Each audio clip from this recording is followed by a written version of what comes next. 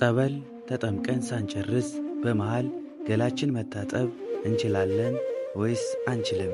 እንዲሁም ጸበል ስንጠመቅ የቀኑ ብዛት 3 ቀን ወይም 7 ቀን ወይም 2 ሳምንት ይባላል።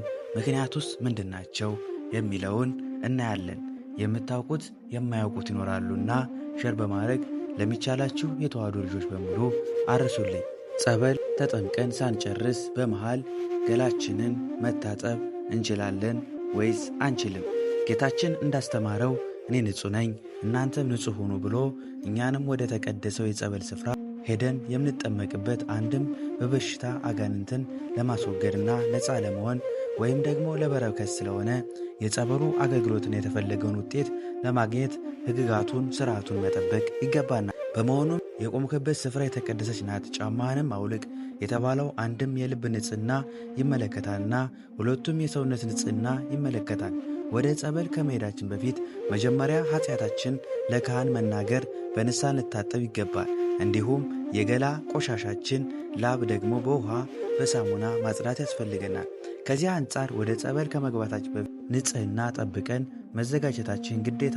ጸበሉን ተጠምቀን ወዲያውኑ ወደ ሥራ ቦታ መሄድ አንከለከልም። ነገር ግን ሞቀኝ ወይም ሌላ ተብሎ ከጸበል ወጠን ወዲያውኑ መታጠብ አይገባንም። ይህም ለጸበሉ ካለን የአክብሮት አንጻር ከጸበሉ ጋር ደግሞ ቅባ ቅዱስ ሊኖር ስለሚችል በሰውነታችን ቆይቶ የተፈለገውን አገልግሎት እንዲያገኝ እንጂ ቅዱስ ሥጋውን ክቡር ደሙን ከተቀበልን ዕለት ውሃ መታጠብ የሚከለከለው አይነት ሥርዓት ግን አይደለም። ይሁን እንጂ ቀን በሥራ ውለን የጉልበት ሥራም ከሆነ ላብ ሊኖር ይችላል ወይም ሌላ ቆሻሻ ነገር ሊነካን ይችላልና እስከ ቆሻሻችን ወደ ጸበል መሄድ ስለማይቻል ወደ ማታ መታጠብና ለቀጣዩ ቀን ጸበል ንጹሕ ሆነን መዘጋጀት ይገባናል ማለት ነው። ስለዚህ ጥያቄያችንን በአጭሩ የምንነግረውት ነውር የሚሆንብን እስከ ቆሻሻችን መሄድ ነውና ሻወር መውሰድም ካስፈለገ ወይም እንደ ሁኔታዎችም አግባብ መታጠብ ዋናው ንጽሕና ሆነን መሄድ ይገባናል ማለት ነው። 3 ቀን 7 ቀን 14 ቀን የተባለው